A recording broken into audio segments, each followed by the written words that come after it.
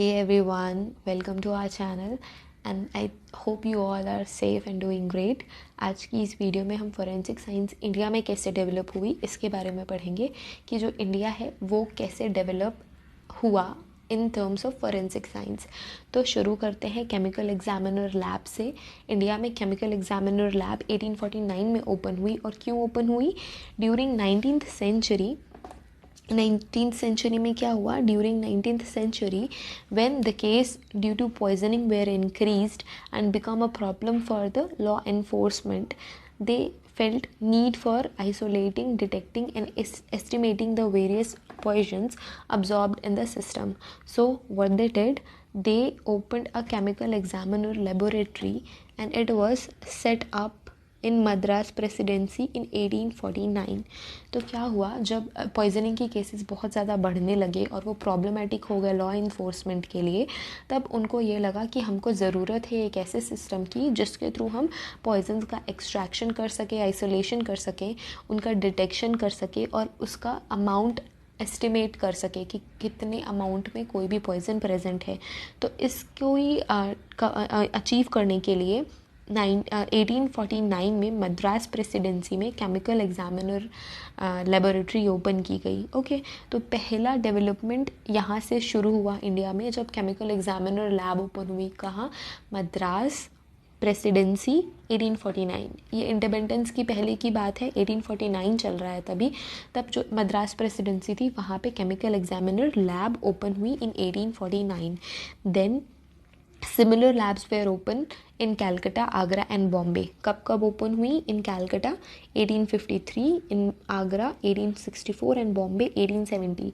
तब कोलकाता कैलकटा हुआ करता था और जो मुंबई है वो बॉम्बे हुआ करता था। नाम चेंजेस थे, नेम्स में डिफरेंट नेम थे, बट अब उस टाइम की बात कर रहे हैं तो उसी नामों से हम इन्हें पुकारेंगे। कैलकटा 1853, आगरा 1864, बॉम्बे 1870। यहाँ पे भी केमिकल एग्जामिनर लैब्स ओपन हुए। The labs were equipped to handle toxicological samples and biological analysis of blood stain, chemical analysis of food, drug and various excisable materials. तो वहाँ पे क्या क्या हो सकता था? वो लैब्स बिल्कुल इक्विप्ड थी। वहाँ पे टॉक्सिकोलॉजिकल एनालिसिस हो सकता था, बायोलॉजिकल एनालिसिस होता था, केमिकल एनालिसिस भी होता था।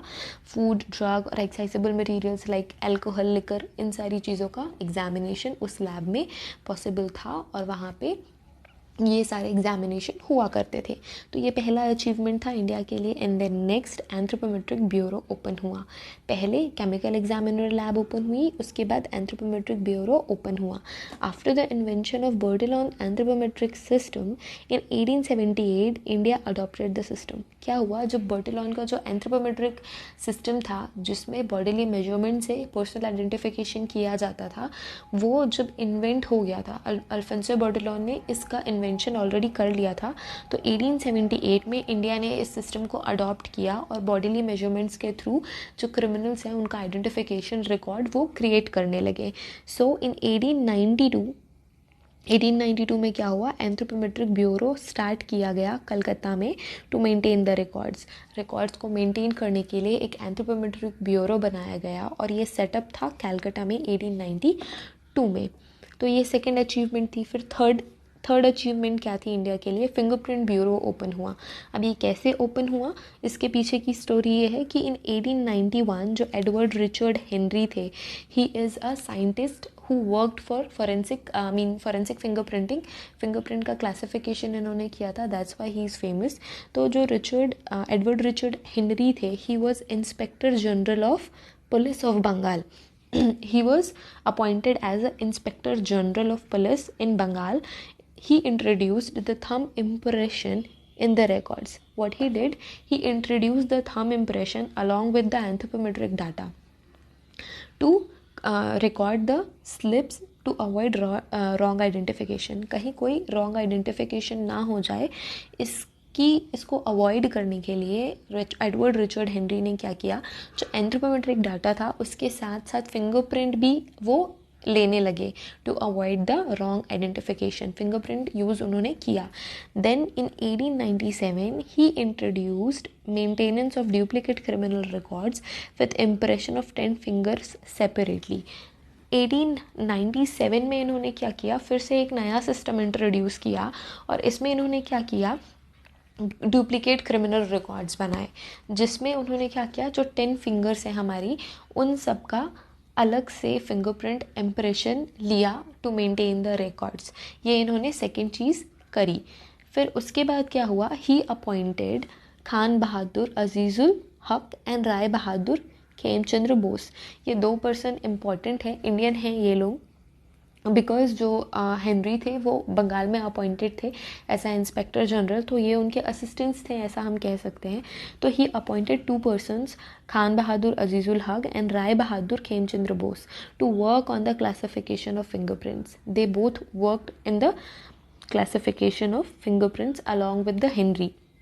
Khan Bahadur Azizul Haque give mathematical formula to 1024।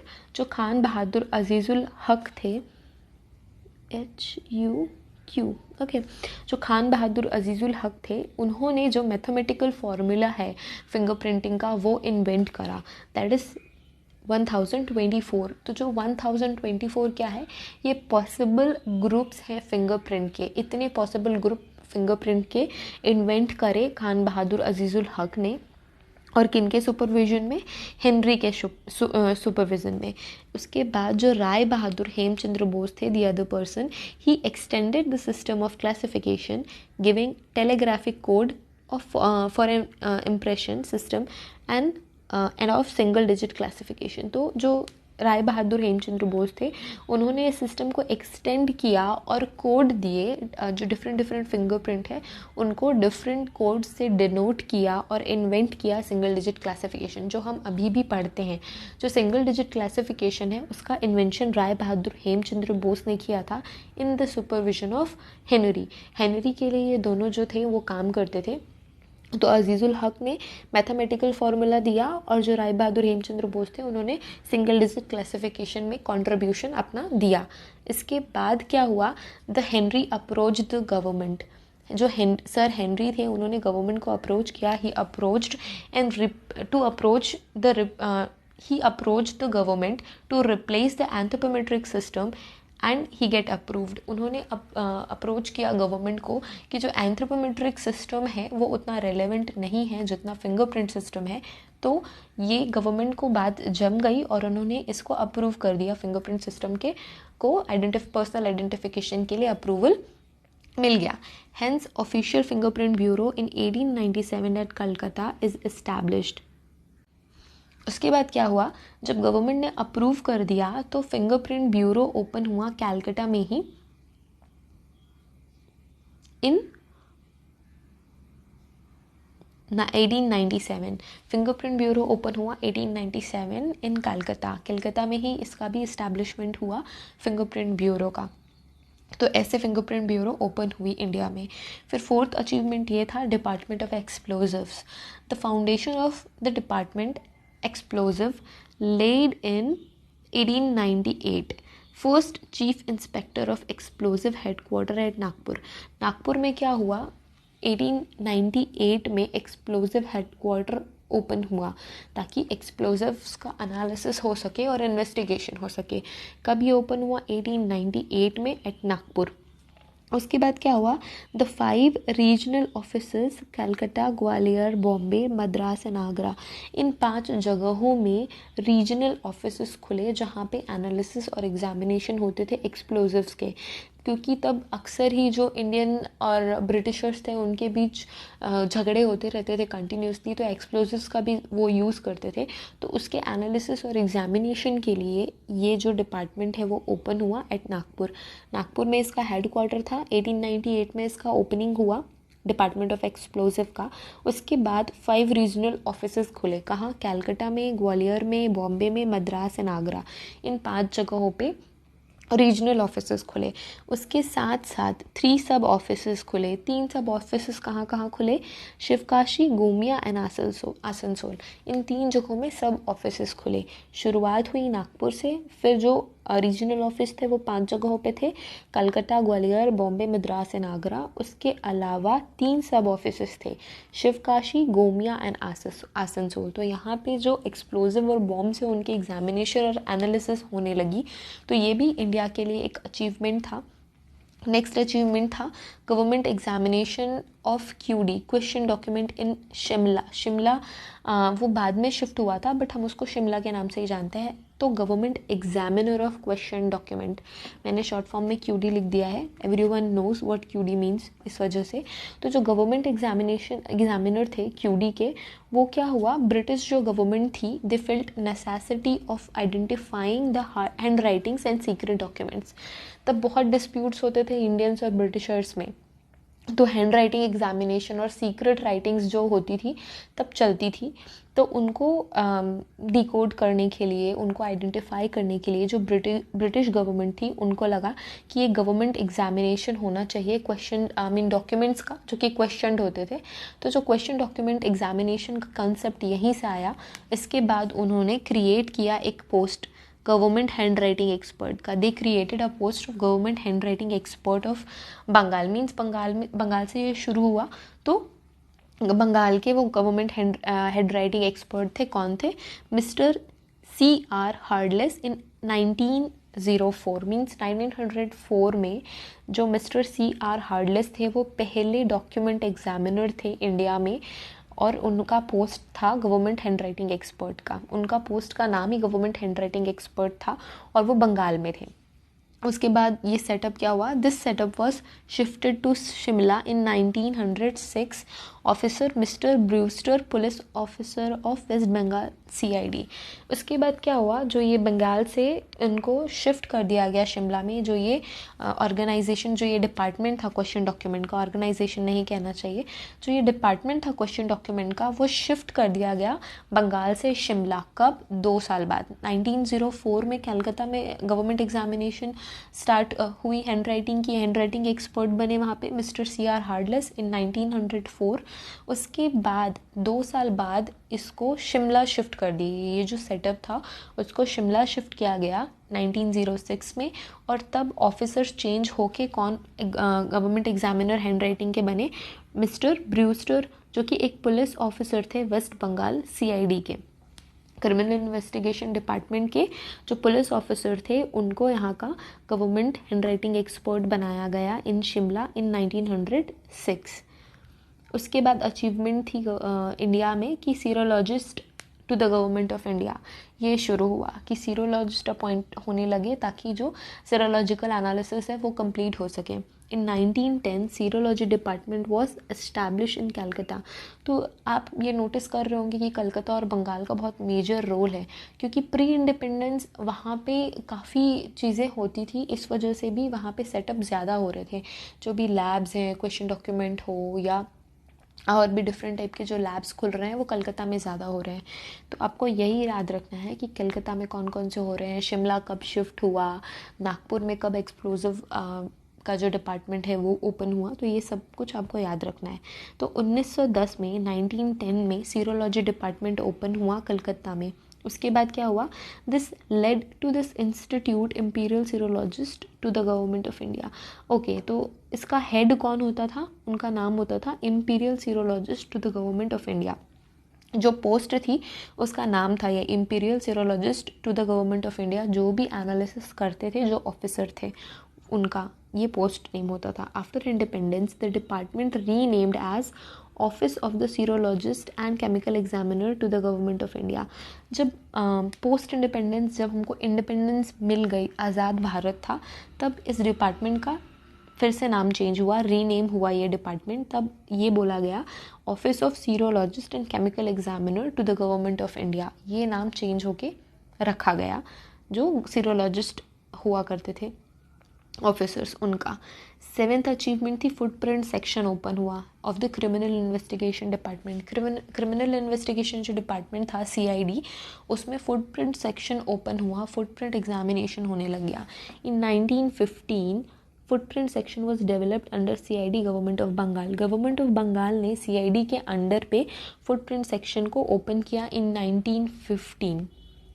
The SM Edward जो ये साइंटिस्ट थे SM Edwards, he recorded the instance in his book. He recorded all the instance in his book named Bombay city police. जो इनकी बुक थी Bombay city police, उस book में इन्होंने ये बताया, रिकॉर्ड किया कि कैसे फुट मार्क्स के बेसिस पे जो मुंबई की पुलिस है वो केस सॉल्व करती है, या फिर किसी भी क्रिमिनल को कैच करने में फुटप्रिंट्स का क्या रोल है. तो ये उन्होंने अपनी बुक में ऐड किया और उस बुक को पब्लिश किया.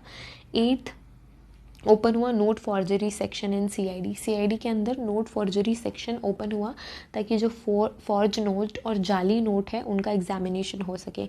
इन 1917 its setup under CID government of Bengal की CID में ये सेटअप ओपन हुआ to undertake the examination of forge currency notes. जो नकली नोट होते थे, जो फॉर्ज करेंसी नोट्स हुआ करते थे, उनके एग्जामिनेशन करने के लिए 1917 में एक डिपार्टमेंट ओपन हुआ CID के अंदर. जो क्रिमिनल इन्वेस्टिगेशन डिपार्टमेंट था बंगाल का, उसके अंदर ये सेक्शन ओपन हुआ ताकि जो फॉर्ज करेंसी नोट है उनका एग्जामिनेशन हो सके और उनका कुछ भी प्रॉब्लम जो अगर क्रिएट हो रही है करेंसी नोट्स की वजह से उनको डील किया जा सके. Government mint and security printing department at Nashik also established their own labs for detecting case of counterfeiting forge currency note. उसके बाद क्या हुआ, जो गवर्नमेंट की मिंट सिक्योरिटी प्रिंटिंग डिपार्टमेंट जो कि नासिक में है, जो मिंट सिक्योरिटी प्रिंटिंग करती है, जो डिपार्टमेंट वो नासिक में प्रेजेंट है, अभी भी एस्टैब्लिश वो नासिक में ही है एट प्रेजेंट.